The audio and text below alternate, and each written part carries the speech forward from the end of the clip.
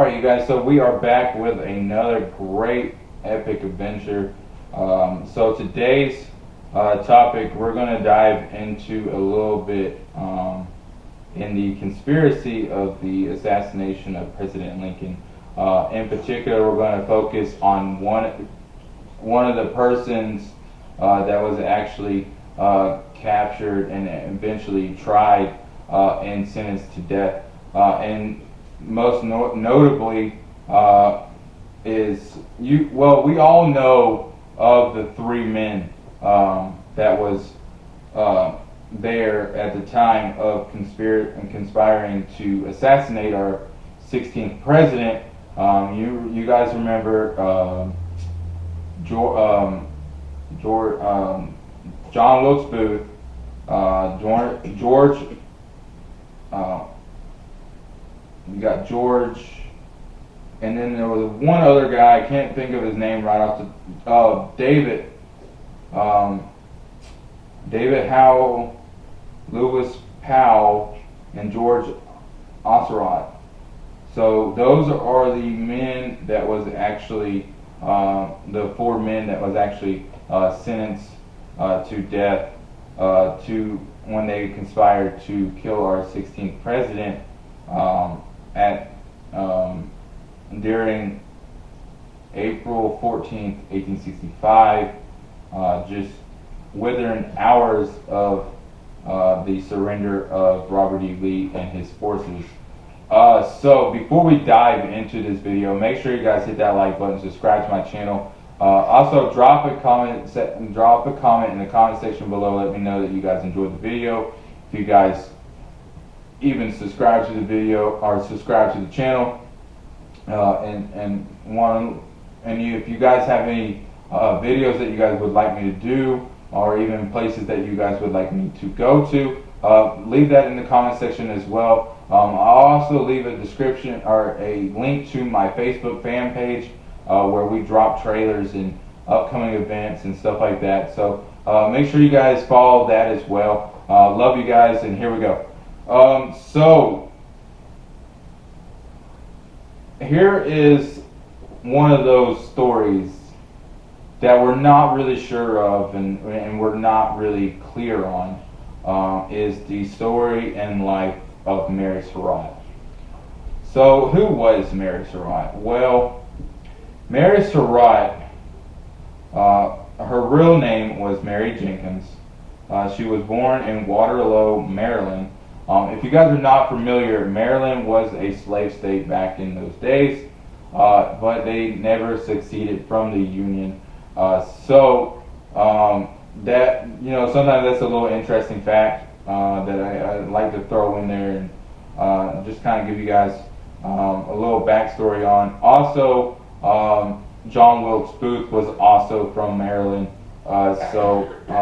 that's actually pretty cool. He also had a sister in Philadelphia by the name of Asia he actually went there and actually prepared 3 letters. 2 of the letters was for his brother and his sister, and one other letter was for whom it concerns. And he told Asia to give these letters, if anything, hand out these letters if anything ever happened to him. Unfortunately, he was eventually killed during a battle with Union forces when he was actually on the run from assassinating Abraham Lincoln. Now, the Vice President and Secretary of State, they made it through. They did not perish during that conspiracy and that assassination scheme. But with that being said, let's go ahead and figure out a little bit more of Mary Surratt. Mary Jenkins, born in Waterloo, Maryland, and schooled in a Catholic female seminar, married John Surratt at age 17. In 1853, the Surratts bought 287 acres of land in Prince George County about a 2-hour horse ride from Washington. Surratt built a tavern and post office, and the property became known as Surrattsville. During the Civil War, the tavern apparently served as a safe house in the Confederate underground network. The couple raised 3 children, Isaac, Hannah, and John Jr. In 1864, 2 years after John Surratt died, Mary Surratt decided to move to house she owned in Washington at 541 High Street. The tavern in Surrattsville she rented to an ex-policeman named John Lloyd, who would later provide the key evidence against her in the conspiracy trial. Mary Surratt's role in the conspiracy. Mary Surratt's eldest son, John, served in the Civil War as a Confederate secret agent. John Surratt's acquaintance included many of the key figures in the assassination conspiracy, including John Wilkes Booth, George Azarat, David Harold, and Lewis Powell. Lewis Wichman, who attended college with John Surratt, resigned at Mary Surratt's boarding house in Washington during the period in which the conspire plot was hatched. Wichman, although described the landlord as excellent in character and ladylike in every particular, provided testimony that incriminated Mary Surratt. He described numerous private conversations in the Surratt house between Mary and Booth, Powell, and other conspirators. Typically, according to Wichman, Booth would ask Mary if John were not at home, if she could go upstairs and spare a word. He testified that on April 2nd, Mary Surratt asked him to see John Wilkes Booth and say that she wishes to see him on private business, and that Booth visit with her in her home that evening, and he told of Booth giving him $10 on Tuesday before the assassination, which he was to use to hire a buggy to take Mary Surratt to Surrattsville to collect, according to Surratt, a small debt. On the day of the assassination, April 14th, Mary Surratt sent Wichman to hire a buggy for another 2-hour ride to Surrattsville. Wichman reported that Surratt took along a package drawn up in paper about 6 inches in diameter. Surratt and Wichman arrived sometime after 4 at Surratt's tavern. Surratt went inside while Wichman waited outside or spent time in the bar. Surratt remained inside about 2 hours. Between 6 and 6:30, shortly before they begun their return trip to Washington, Wichman saw Mary Surratt speaking privately in a parlor of the tavern with John Wilkes Booth. At 9 o'clock, Surratt saw Booth for a last time when he visited her home in Washington. After the visit, according to Wichman, Surratt's demeanor changed. She became very nervous, agitated, and restless.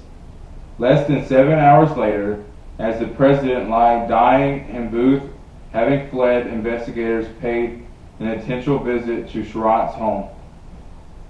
When the investigators left, Surratt reportedly exclaimed to her daughter, Hannah, "Come what will, I am resigned. I think J. Wilkes Booth was only an instrument in the hands of the Almighty to punish this proud, lynchous people." On April 17th, shortly after 11 at night, a team of military investigators again arrived at the Surratt home, to interview her and other residents about the assassination. While they were doing so, Lewis Powell, carrying a pickaxe, knocked on the door. When he claimed to have been hired by Mary Surratt to dig a gutter, Surratt was asked rather she could confirm his story.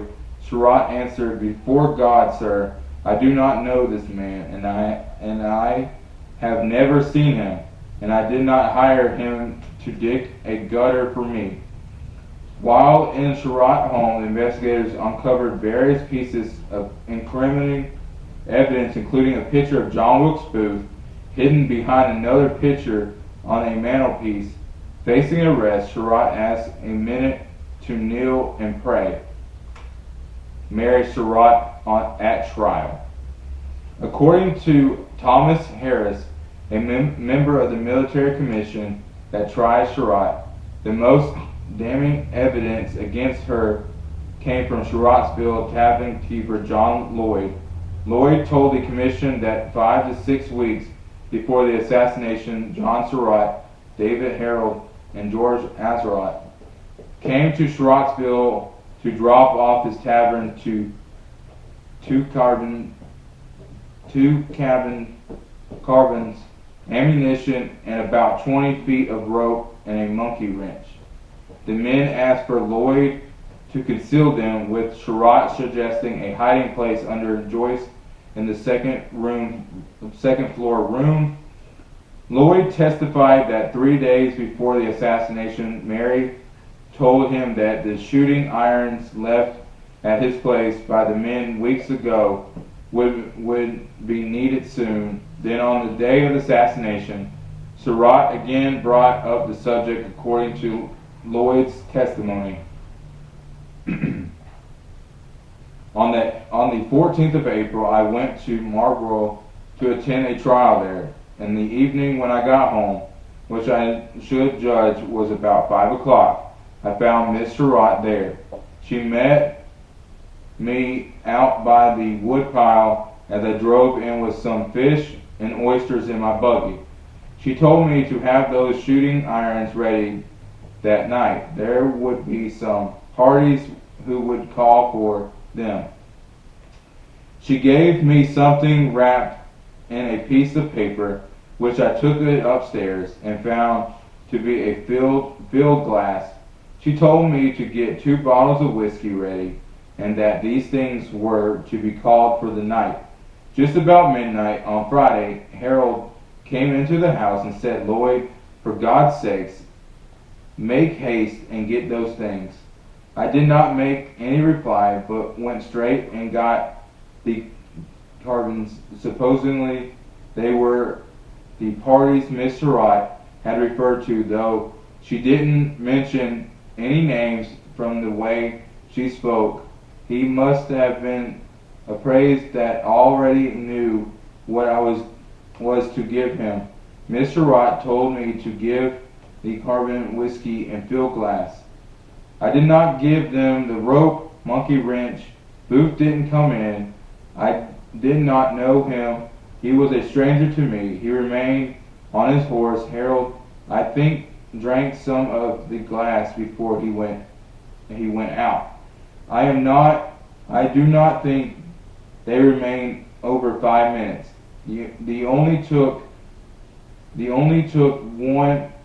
one of the carbon. Booth said he could not take his because his leg was broken just as they were about leaving. The man who was with Harold said, "I will tell you some news if you want to hear it, or something that effect." I said, "I am not particular. Use your own pleasure about telling it." "Well," said he, "I am pretty certain that we have assassinated the President and Secretary Stewart." Another prosecution witness, George Cottenham, told the commission that after learning the assassination, John Lloyd had cried, "Oh, Miss Surratt, that vile woman, she has ruined me. I am to be shot. I am to be shot." Surratt's attorney, Frederick Aiken, argued that Lloyd's evidence should be disbelieved because he was a man addicted to the excessive use of intoxicating liquors and was motivated to exploit himself by placing blame on Mary Surratt. The military commission, relying heavily on the testimony of Lloyd, found Mary Surratt guilty of conspiracy and sentenced her to death. 5 of the 9 commission members in the record transmitted to President Johnston for his review recommended that the president, because of her sex and age, reduce Surratt's punishment to life in prison. Johnston refused to change the sentence, describing Surratt as having kept the nest that hatched the egg. After a last-ditch effort to delay her prosecution by the way of a writ habeas corpus failed when President Johnson declared the writ suspended for this case, Surratt was hung on July 7, 1865, along with 3 other conspirators. Surratt became the first woman executed by the United States. The execution of Surratt came under considerable criticism in some quarters. H. L. Burnett, who served on the commission, defended the sentence. Whomever indulges in a wide-mouthed proclamations or pronounce her conviction in the humane crime unsupported by evidence betrays any eminence, to say the least, not over careful of the truth. So that is a little bit of Mary Surratt's trial. Now, you can still visit her house in Washington, D.C. It's actually been marked as a historic society marker, as well as Ford's Theater, where our 16th president was assassinated by John Wilkes Booth. The original plan was actually to go to another theater, but he eventually changed his visits and decided to go to Ford Theater instead of the original theater that was selected. And from there, it just kind of went downhill. You know, it's crazy how even back then that these men were able to conspire this incredible and deceiving plot to assassinate our president. And a lot of people are unaware and unsure of the motives behind the assassination of Abraham Lincoln and why John Wilkes Booth decided to change his plan of kidnapping President Lincoln and then transferring it into a assassination scheme. Now, John Surratt and Mary Surratt did have 2 sons, John Surratt Jr. as well as John Surratt Jr.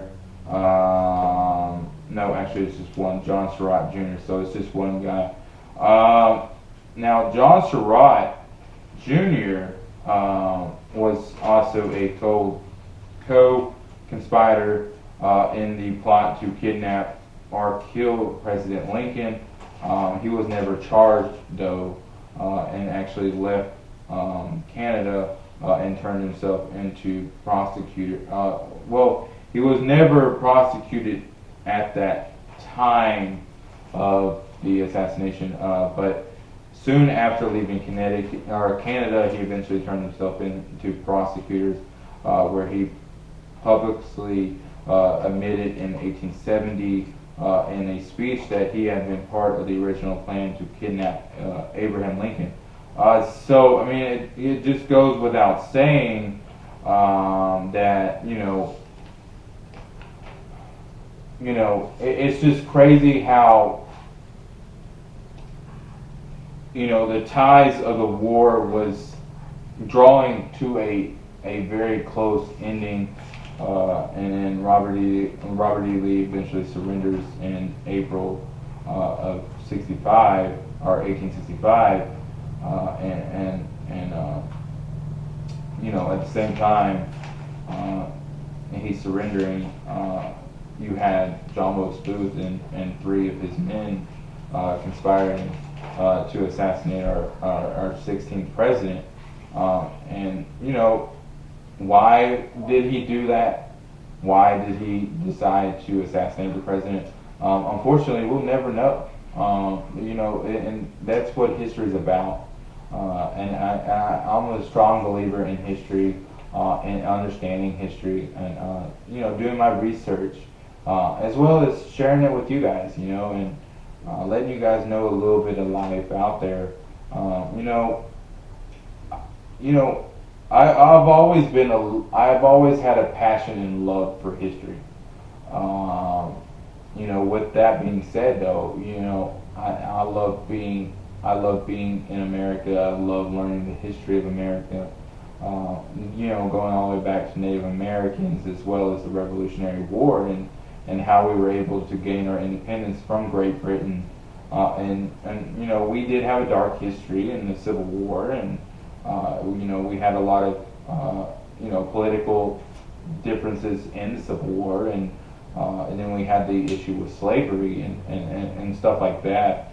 Um, you know, Unfortunately, things happen in different times of the world, and different times even in the United States, that we're never really unsure and never really sure why these things took place. Why did we go from a country that gained our independence from Great Britain in 1776, and then just a few years later, you know, have a civil war, and we were killing our own friends and our loved ones, and you have teachers and all these farmers and stuff picking up guns against each other, and just fighting and killing fellow Americans on these battlefields and stuff like that. So, I do think that many countries, including the United States, um, you know, have some kind of blood tied to the flags that are flown in our countries. Um, but it's our duty to be able to, investigate these histories and understand these histories before we, point fingers and place blames. We just got to get a better understanding of why these things occurred, and just learn from our mistakes in history and just learn from those and be able to apply them to the future, so our children, our future grandchildren and future generations on that get a better understanding, and that we can be Americans again, and we can bound together and try not to always bring up dark history of our country, because there's a lot of things to be proud about, especially living in America. I mean, you have the freedom to go outside when you want to, and you have the right to be able to go to school and learn different courses, and you have the options to be able to go to college and make something of yourself. In many cases, a lot of countries don't even give you that option. So we have these things for many reasons. It's for all the blood that was shed for each and every soldier through many generations and many different wars that we've went through, and that's why I've always and I will always stand to be a true patriot. And I love my country as much as I love my servicemen and women. And when I heard that when we were pulling out, I was thankful that we were pulling out. But at the same time, now my heart is grieving that we have more soldiers that we have lost as well. And it goes without question, and I never will take that things granted. Never take those things for granted. The freedoms that we have, the freedoms that I have, as well as being able to share you guys these great stories, these great messages, and go to these great places and share these great, wonderful places that are actually historical markers, you know, but enough of the, I know I'm rambling and going on about, my views on things and how I see things. And it's just, disappointing, just the way that everything's going today. And I just hope that America can eventually go back to where, what we founded as one nation under God. I think we need to go back to the basis of what America was founded for and what it was founded on. Even going back to our founding fathers that developed the Constitution, because I just think that there's a lot of things that need to be changed and a lot of things that need to be learned. I mean, I was down in Andersonville and I got to visit the Drummer Boy Museum.